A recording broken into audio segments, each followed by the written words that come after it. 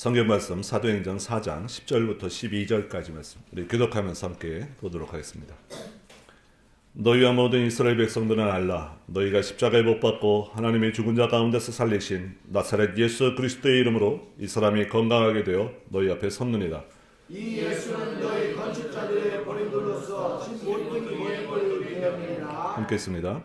다른 이로서는 구원을 받을 수 없나니 천하 사람 중에 구원을 받을 만한 다른 이름을 우리에게 주신 일이 없습니다 하였더라. 아멘.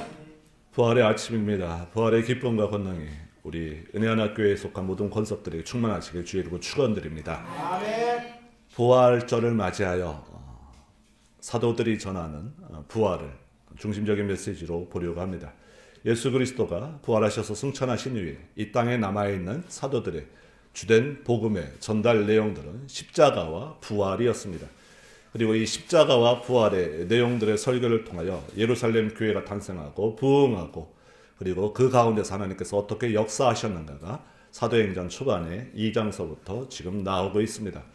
오늘은 우리는 사도 베드로를 통하여 2장서부터 4장까지 나오는 세 편의 설교를 통하여 베드로가 전하는 부활, 사도들이 전하는 부활, 안에 성경이 말하고 있는 부활은 무엇이며 그 부활의 권능이 무엇이며 우리가 말하고 있는 예수 그리스도의 이름의 능력이란 무엇인가.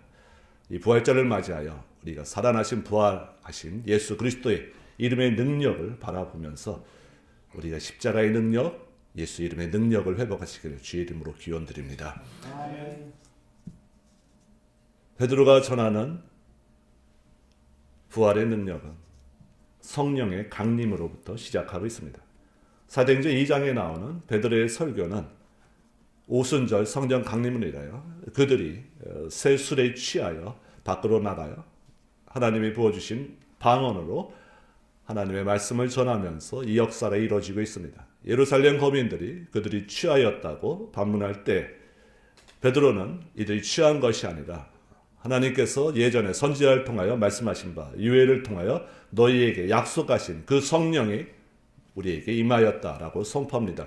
사도행전 2장 7절입니다. 내가 말세에 내 영을 모든 사람에게 부어주겠다라고 하신 유해의 말씀을 소개하고 있습니다.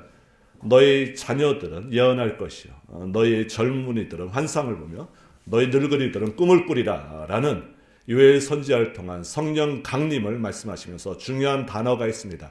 말세라는 것입니다. 성령의 강림은 바로 말세에 대한 하나님의 예표적인 사건이라는 것입니다. 그러므로 성령 강림은 온 세상과 역사가 하나님의 목적을 향하여 가고 있다라는 증거라는 것입니다. 하나님의 원래의 목적, 성령 강림을 통하여 세상과 역사가 하나님의 목적으로 가고 있는데 하나님의 목적이란 무엇인가? 그것은 바로 창조 때의 원래의 모습으로 하나님께서 되살려 놓으시는 것입니다. 그걸 통하여 하나님의 백성들에게 구원을 선포하십니다. 하나님의 원창조의 회복, 이게 하나님의 목적이십니다. 이것들이 성령 강림으로 인해서 이제 구체화됐다는 것입니다. 그리고 사도행전 2장을 통하여 이 성령 강림의 구체적인 하나님의 원목적을 위하여 반드시 필수적인 과정들이 있는데 이 과정들이 무엇인가?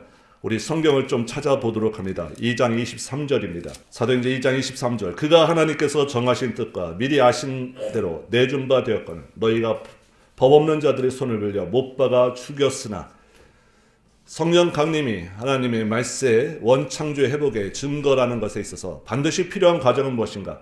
바로 23절. 하나님께서 미리 아신 바대로 내어준 바 되시는 그가 고통 중에 계시며 십자가에 달려 죽으심으로 말미암아 하나님의 의를 만족해 하시는 사건, 십자가의 사건이 반드시 있어야 된다라는 것입니다. 그리고 그와 함께 반드시 동반돼야 될 것, 24절. 하나님께서 그를 사망의 고통에서 풀어 살리셨으니 이는 그가 사망에 매여 있을 수 없었습니다. 아멘. 바로 부활이 필수적이다라는 것입니다. 하나님의 원창조의 하나님의 상태로 원하시는 대로 돌리기 위해서 그 의의 회복을 위하여 십자가의 달리심이 필수적이고 그 이후에 다시 살아나게 하시는 하나님의 이끄심이 반드시 필수적이다라는 것입니다. 그리고 이것은 하나님의 목적에 따라서 바로 구약에서 예언되었던 것인데 대표적으로 다윗을 소개하고 있습니다. 그리고 다윗을 통해서 소개된 바 30절 그는 선지자입니다. 그리고 31절 미리 본 거로 그리스도의 부활을 말하고 있다라는 것입니다. 부활에 관해서 지금 24절부터 계속적으로 부활은 하나님이 예정하신 것이요 미리 다윗에게 알려주신 바요 하나님의 원래의 목적을 위하여 반드시 있어야 될 것인데 예수 그리스도께서 부활하셨다라는 내용을 지금 2장을 통해서 가장 길게 설교하고 있습니다. 그리고 부활하신 그가 어떻게 되었는가 33절입니다. 하나님이 오른손으로 예수를 높이심에 바로 승천하신 것입니다. 그가 약속하신 성령을 아버지께 받아서 너희가 보고 듣는 이것을 부어주셨느니라. 아멘. 성령 강림은 바로 예수 그리스도께서 부활하시고 승천하셔서 그가 아버지께 구함으로 아버지께서 예수의 이름으로 보내신 것이다 라는 것입니다. 바로 성령 강림은 예수 그리스도께서 부활하신 확실한 증거요 승천하신 확실한 증거요 그의 이름으로 아버지께서 성령을 부어주심으로 말미암아 이제 그 성령으로 인하여 하나님의 말세 하나님의 목적을 향하여 가고 있다라는 것을 너희가 알아라 라는 것입니다. 그러므로 성령이 오셨다, 성령이 충만하다, 성령이 강림하셨다라는 증거는 바로 예수 그리스도의 부활의 확실한 증거요 승천의 확실한 증거요 하나님의 목적대로 세상에 가고 있다는 확실한 증거라는 것입니다. 그러므로 이 설교를 듣고 있는 청중들은 어떻게 됩니까? 그들이 십자가에 못 박은 것을 회개하고 죄사함 받아야 됩니다. 그래서 38절 베드로가 이르되 너희가 회개하여 각각 예수 그리스도의 이름으로 세례를 받고 예수 그리스도의 이름으로 세례를 받는다는 것은 무엇이죠? 회개하면 그들이 십자가에 못 박은 것을 회개하는 것입니다. 예수 그리스도의 이름으로 세례를 받는다라는 것은 그가 부활하신 주요 능력의 구주가 되셔서 하나님이 그를 승천하게 하셔서 하늘 보좌 우편에 앉게 하시고 그 이름으로 예수 그리스도의 이름으로 이 땅에 성령을 보내주셨다라는 것을 확실하게 믿는 증거가 바로 예수 그리스도의 이름으로 세례를 받는 것입니다. 그러고 세례를 받고 죄사함을 받으라. 그리하면 성령의 선물을 받으리라. 아멘. 예전 성경은 성령을 받으리라 직접적으로 표현했는데요. 이 성령을 받기 위해서 어떻게 해야 되죠? 하나님의 원래의 목적에 어긋났던 것을 되돌려야 되는 거예요. 성령이 오셨다는 것은 부활의 확실한 증거요 승천의 증거라는 것이고 이제 말세가 멀지 않았다라는 것입니다. 그러므로 너희가 어떻게 해야 됩니까? 회개하라 라는 것입니다. 이 설교를 들은 백성들은 그들의 죄를 고하기 시작합니다. 통곡하기 시작합니다. 예루살렘에 이 설교를 듣는 자 3,000명이 회개하고 돌아오기 시작합니다. 사도행전 3장은 또 다른 사건을 소개하고 있습니다. 성전 미문에 나면서부터 못 걷게 된 사람을 은과 금이 아니라 예수 그리스도의 이름으로 다시 일으켜 세우는 예수 그리스도의 이름의 능력을 인류 최초로 이적으로 행하는 사건이 기록되는 것입니다. 3장 1절부터 10절입니다. 성전 미문에 앉아 있습니다. 그리고 11절부터 솔로몬 행각으로 들어가서 다시 베드로의 설교가 시작되고 있습니다. 예수님께서 첫 사역을 자기의 태어나신 고향 그 회당에서 시작했던 것과 마찬가지로 지금 베드로가 유대인의 본거지 회당으로 들어가서 그들에게 주의 말씀을 전하고 있습니다. 그러면서 3장 1절부터 10절까지의 이 놀라운 예수 그리스도의 이름으로 행하여진 이적은 바로 예수 그리스도의 부활과 성령 강림과 성령 충만의 역사함을 일어나는 이적의 관계를 소개해주고 있는 것입니다. 그리고 이 설교 11절부터 계속되는 이 두 번째 설교는 예수 그리스도를 어떻게 믿음으로 말미암아 그가 고침을 받았는가. 결론적으로 이렇게 얘기합니다. 3장 16절 그 이름을 믿음으로 이 이름이 너희가 보고 아는 이 사람을 성하게 하였나니 예수로 말미암아 난 믿음이 너희 모든 사람 앞에서 이것이 완전하게 낫게 하였느니라. 아멘. 예수로 말미암아 난 믿음이 그렇다면 예수로 말미암아 난 믿음이 어떻게 이 삶을 낫게 하였는가? 그것을 지금 3장에서는 두 가지로 베드로는 설교하고 있습니다. 13절입니다. 하나님이 그의 종 예수를 영화롭게 하셨다라는 것입니다. 영화롭게 하신 그 예수를 믿었다라는 것입니다. 주로 이 땅에 보내신 그 예수를 믿었다라는 것입니다. 두 번째 15절입니다. 생명의 주를 죽였도다. 그러나 하나님이 죽은 자 가운데서 그를 살리셨으니 우리가 이 일의 증인이라. 아멘. 그 이름을 믿음으로, 예수 그리스도의 이름으로 나 베드로는 은과 금은 내게 없거니와 예수 그리스도의 이름으로 일어나 걸으라. 하나님께서 영원롭게 하신 예수 그리스도의 이름을 믿었고, 그리고 부활하신 예수를 믿었고, 난 그 이름의 능력으로 그 환자를 일으켜 세웠고, 그 환자는 어떻게 반응하였는가? 여기 아까 우리가 읽었던 것처럼 16절, 예수로 말미암아 난 믿음이 모든 사람 앞에서 이 사람을 낫게 하였다라는 것입니다. 내가 전하였던 것도 부활의 능력의 이름의 주 예수 그리스도의 이름으로 전하였고, 그도 부활하신 주 예수 그리스도를 믿음으로 말미암아 그가 낫게 되었다라는 것입니다. 어떻게 그가 성전에 앉아서 예수 그리스도의 부활을 믿음으로 낫게 되었는가?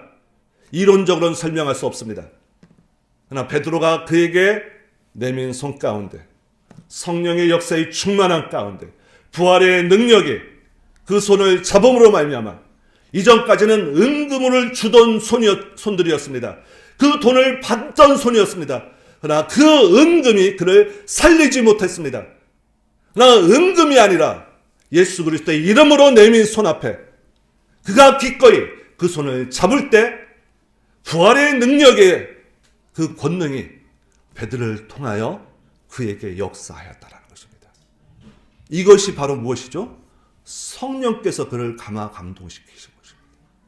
그리고 이 성령께서 감화 감동시키심으로 말미암아 그가 다시 일어나게 되었습니다. 그리고 이 설교를 통하여 예수 그리스도께서 부활해 주시어 이제 말세에 하나님께서 예정하신 때가 있는데 그때 다시 올 것인데, 여러분들은 이 부활의 능력의 주님을 믿지 않으면 하나님의 심판대로 가게 될 것입니다.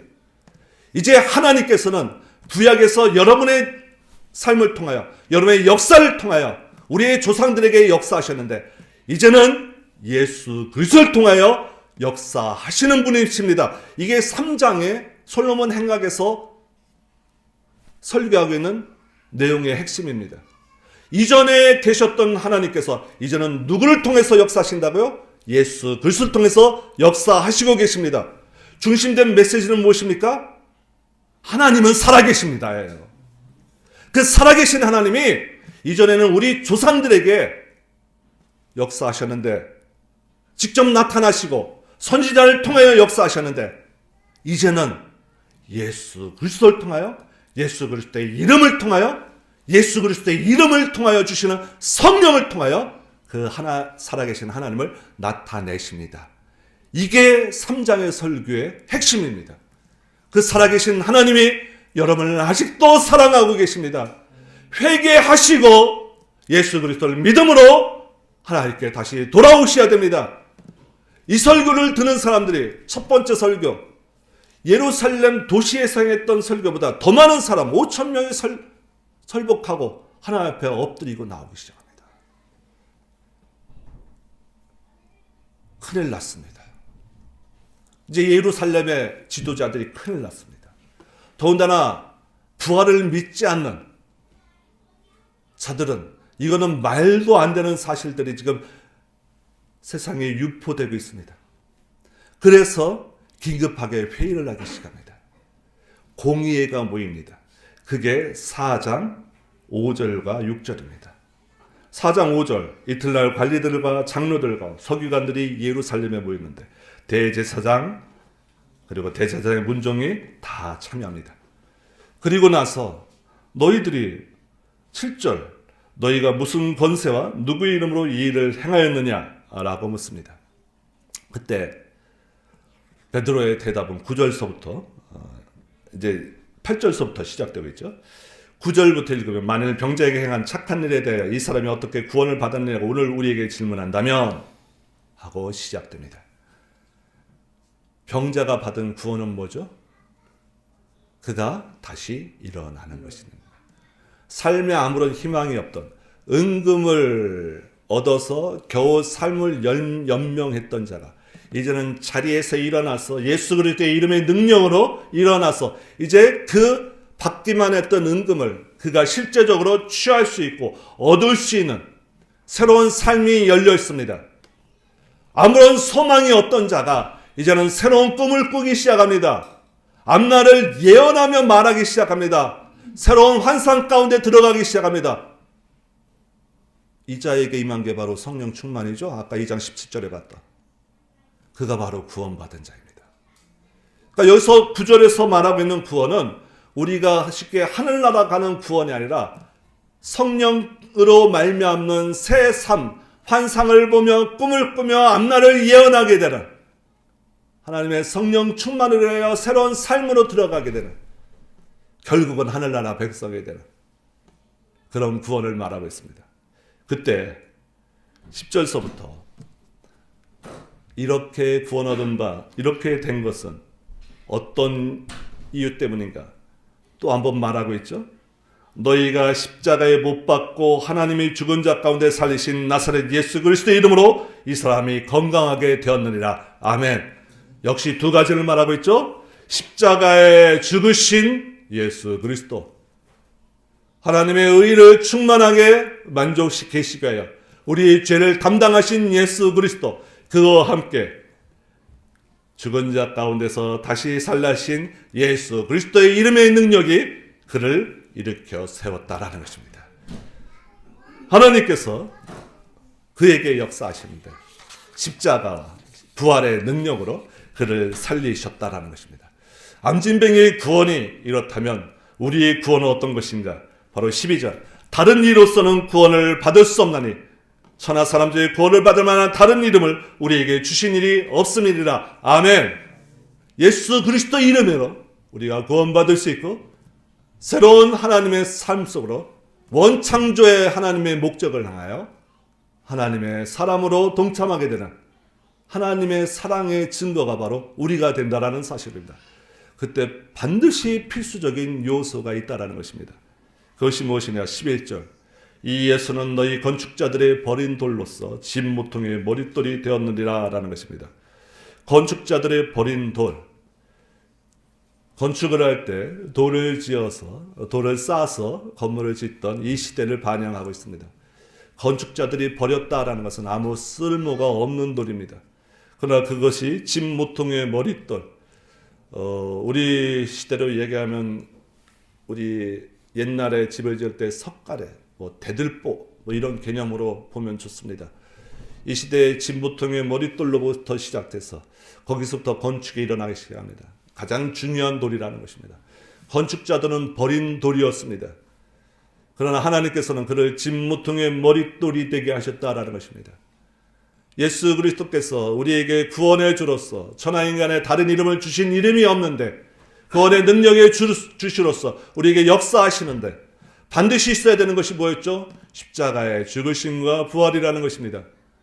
바로 건축자들의 버린 돌은 십자가의 죽으심을 말씀하시는 것이고, 그리고 집 모퉁이의 머릿돌이 된다는 것은 그 부활의 능력의 주림을 말하는 것입니다. 여기 나오는 이 구절은 예수님께서 직접 자신을 비유하신 말씀입니다. 마태복음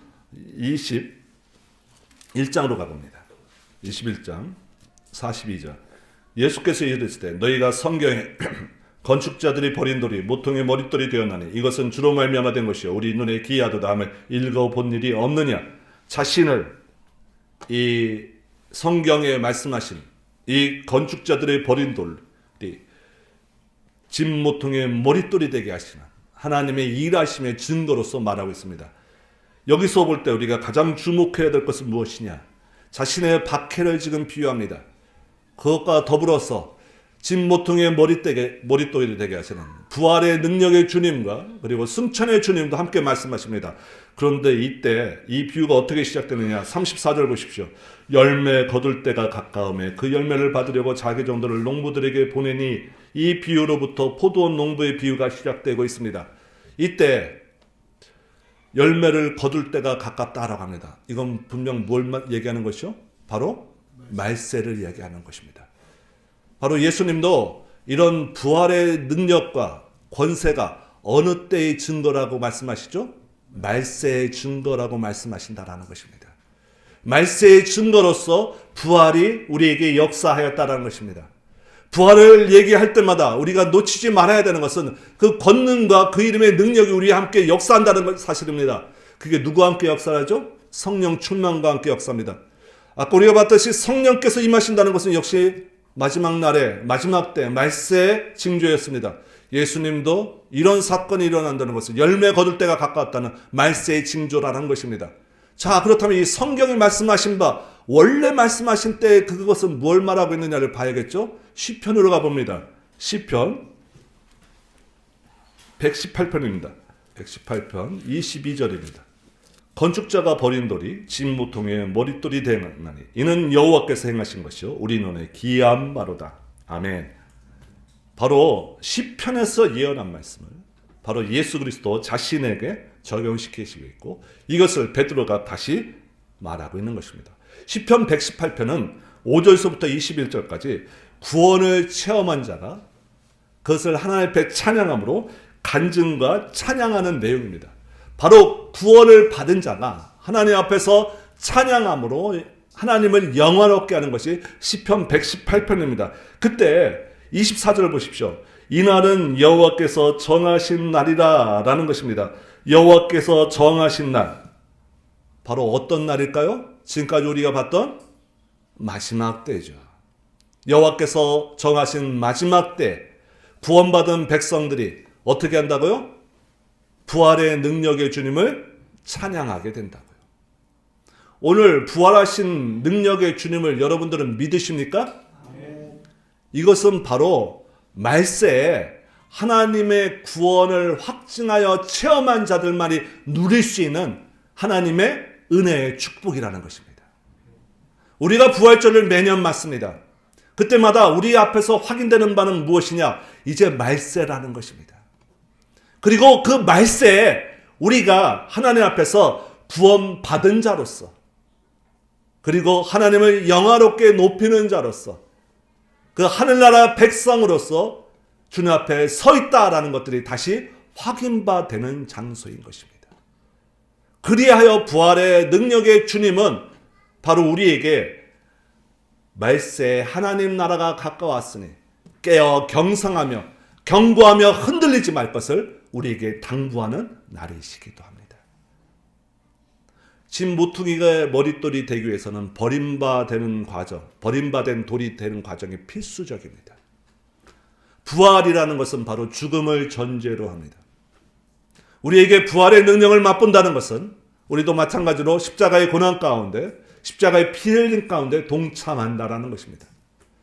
영화로움으로만 하나님의 나라를 사모하는 것이 아니라 그 가운데 고난 가운데 함께함으로 주님 나라에 동참하는 것이 우리가 바로 부활의 능력의 주님의 그 권세에 동참하는 것입니다. 오늘날 예수 그리스도의 이름의 능력을 믿으십니까? 그 이름의 능력은 바로 부활하신 권능의 주님의 능력이요. 그리고 그로 인하여 우리에게 부어주신 바 성령의 능력이요. 그로 말미암아 말세 우리에게 향하신 하나님의 원래의 계획이 변하지 않고 우리를 하늘나라까지 인도하시겠다 하는 소망의 권세의 능력이기도 합니다. 자, 그럼 우리가 부활 얻은 자들이 어떻게 주님 앞에 하나님을 영화롭게 함으로 나아갈 것인가? 두 가지만 말씀드리려고 합니다. 오늘 본문으로 되돌아가시면 4장 아까 6절과 7절, 5절과 6절 봤죠? 5절과 6절에 나오는 인물들을 한번 쭉 살펴보십시오. 대제사장 안나스, 가야바, 요한과 알렉산더 및 대제사장의 문중이 다 모였습니다. 5절 관리들과 장로들과 서기관들이 예루살렘에 모였습니다. 뭔가 익숙하시지 않습니까? 어디서 본 것 같지 않습니까? 예수님을 심판하던 그 재판의 장소입니다. 그 공의이고 그 공의에서 재판하던 사람들의 주요 인물들의 명단들입니다. 예수님은 이 곳에서, 이 법정에서, 이 사람들에 의해서 선고를 받고 십자가에 처형을 당했습니다. 바로 이 장소, 이 사람들한테 앞에 간다는 것은 바로 어떤 길로 가는 거죠? 죽음의 수순으로 가는 길입니다. 이 앞에 끌려간 베드로, 예수님이 이 법정에 섰을 때 베드로는 뭐 하고 있었습니까? 밖에서 예수님을 3번이나 부인하고 있었습니다. 그때는 예수님을 3번이나 부인하면서 떠나갔던 베드로가 이제는 예수님께서 심판받던 그 장소, 사형을 선고받던 그 인물들 앞에 섰습니다. 그러나 그때의 베드로가 아닙니다. 어떡하죠? 당당합니다. 오히려 더 예수 그리스도를 전함으로 말미암아 부활의 능력의 주력을 그들 앞에서 새롭게 확인한 바 되게 하는 역전의 장소가 되어가고 있습니다. 이러한 힘을 얻게 된 것은 바로 무엇입니까? 성령의 충만입니다. 성령의 충만이 일어난다는 것은 이 베드로의 이 상황을 바꿔주시는 역전이 아니라는 것입니다. 성령이 우리에게 임하시면 요한복음은 이렇게 말합니다. 그가 우리에게 생각나게 할 것이요 알려주신 바 될 것이다 라고 합니다. 무엇을 생각나게 하시고 무엇을 알려주신 바 되죠? 예수 그리스도께서 말씀하신 바를 알려주시고 생각나게 해주실 것입니다. 우리 지난주에 봤습니다. 예수님께서 부활하셔서 제자들에게 나타나셔서 첫 번째 하신 말씀, 너희에게 평강이 있을지어다. 아멘. 그 말씀하신 평강은 무엇이었죠? 세상에 줄 수 없는 평안, 이것이 아닙니다. 요한복음 14장에 성령 강림이 임하시면 주시는 평안이 아닙니다. 부활하셔서 그들에게 나타나셨을 때는 아직 성령이 그들에게 오순절 성령이 강림하지 않았습니다. 그렇다면 그들에게 말씀하시는 평안은 무엇입니까? 요한복음 16장 33절입니다. 세상에서는 환난을 당하나 담대하라. 내가 세상을 이겼노라. 아멘. 이 말씀을 하시면서 평안을 말씀하십니다. 세상에서는 환난을 당하나 담대하라. 내가 세상을 이겼노라. 성령 충만함으로 예수 그리스도께서 말씀하시는 세상과 관계없는, 아니 세상 가운데서 환난을 당하나 오히려 담대할 수 있는 그 말씀이 떠오르고, 예수님을 신문하던 그 장소, 그 인물 앞에서 이전에는 그 앞에 서지도 못하고 밖에 훔쳐서 보던 인물이, 그 훔쳐보던 그 인물 속에서도 3번이나 부인하던 인물이 이제는 당당하게 예수 그리스도의 이름, 부활하신 이름, 성령의 충만한 예수 그리스도의 이름의 역사함을 증거하고 있습니다. 부활을 맛본 자들은 베드로와 같은, 사도들과 같은 담대함으로 바뀌게 됩니다. 성령 충만은 우리에게 상황을 변하게 만들지 않습니다. 그 상황 속에서 하나님이 만들어 가시는 원래의 목적대로 우리가 충실하게 하늘나라 바라보고 하나님 바라보고 예수 그리스도의 이름의 능력을 힘있게 하시는 것으로 성령 충만함은 역사하십니다.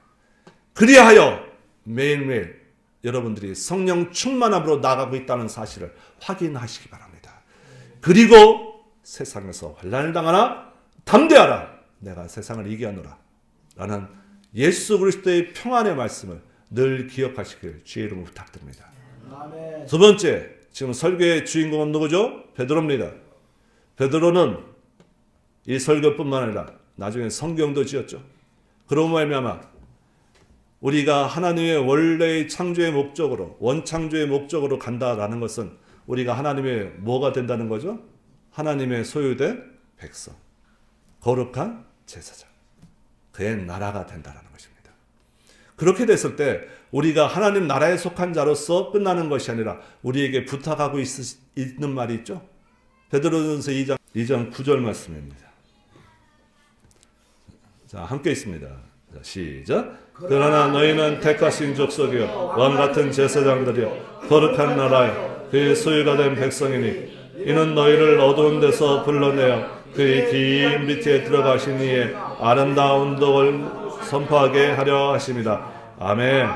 어두운 데서 불러나여 귀한 빛에 들어가신 이의 아름다운 덕, 죄인 되었을 때, 원수 되었을 때 우리를 먼저 사랑하시어 하나님의 백성 삼아주시고 그 귀한 빛에 들어가게 하신 아름다운 덕을 어떻게 해요? 선포하게 하려 하십니다. 부활의 권능의 주립을 믿으신다면, 성령으로 역사하시는 그 예수 그리스도의 이름의 능력을 믿으신다면 여러분의 발걸음은 이 아름다운 덕을 선전하는 길에 서 있으셔요. 그리고 그 앞에 하나님의 덕을 선전하는 이로서의 권능을 맛보심으로 또한 서 계셔야 됩니다. 우리의 향하시는 목적, 구원받은 자들 하나님은 우리를 통하여 전도에 미련한 방법을 통하여 찾으시는 방법을 우리에게 허락하셨습니다. 부활의 능력을 믿으신다면 우리가 바로 이곳에서만 머물러 있는 것이 아니라 우리의 삶 가운데서 여러분들의 하나님의 덕을 선전하는 이로써 전도의 발걸음으로서 나가셔야 된다는 사실 잊지 말으셔야 됩니다. 그것이 우리에게 부탁하시는 부활절의 메시지인 것입니다. 오늘 2019년 부활절을 맞이하여 성령 강림에 우리를 향하신 뚜렷한 증거는 바로 부활하셨다라는 것이요, 승천하셨다라는 것입니다. 그 부활하시고 승천하신 주가 성령을 통하여 우리에게 역사하시는데 바로 지금 이 시대는 어떤 시대이다? 말세다라는 것입니다. 마지막 때라는 것입니다. 깨어 경성해야 된다는 것입니다. 그러므로 우리가 세상에서는 환난을 당할 수 있습니다. 왜죠? 말세이기 때문에 그렇습니다. 세상은 더 악해질 것입니다. 경제적인 곤란은 더욱더 핍절에 더하여 갈 것입니다. 세상에서 사랑이 식어갈 것이고 전쟁의 소문이 끝나지 않을 것이고 지진과 혹독한 자연재해들이 넘쳐날 것입니다. 그걸 볼 때마다 탄식으로만 역사하는 것이 아니라 말세다 라는 사실을 우리가 새롭게 보면서 말세에 우리에게 맡기신 것들 잊지 말으셔야 됩니다. 담대함으로 나가셔야 되고 그리스도의 복음을 전하는 자로서 매일매일 하나님 나라의 확장에 또한 여러분들은 힘을 쏟으며 나아가셔야 될 것입니다. 부활의 권능과 능력이 여러분의 삶에 충만하시길 주의 이름으로 축원드립니다. 아멘. 그것은 바로 성령으로 말미암은 예수 그리스도의 이름의 능력이 충만한다라는 사실입니다. 십자가의 능력을 회복하시고 예수 그리스도의 이름의 능력을 선포하시기 바랍니다. 그 선포하는 가운데 여러분의 담대함들이 동원되시고 그리고 전도의 발걸음이 동원되시길 주의 이름으로 부탁드립니다. 아멘. 함께 기도합니다. 하나님 아버지, 부활의 권능의 주님을 우리에게 알게 하시고 그 권능을 통하여 성령 충만으로 하나님의 살아계심과 우리를 온전히 보호하심들을 깨닫게 하시고 또한 주를 사랑할 수 있는 능력을 우리에게 허락해 주셔서 감사합니다. 언제나 우리에게 부탁하신 것처럼 세상에서는 환난을 당하나 우리가 담대할 수 있도록 도와주시옵시고 언제나 주의 나라를 위하여 주의 나라의 확장에도 최선을 다하는 전도자의 발걸음으로서 주 앞에 설 수 있도록 또한 우리 삶 가운데 역사하여 주시옵소서. 예수님의 이름으로 기도드리옵나이다. 아멘.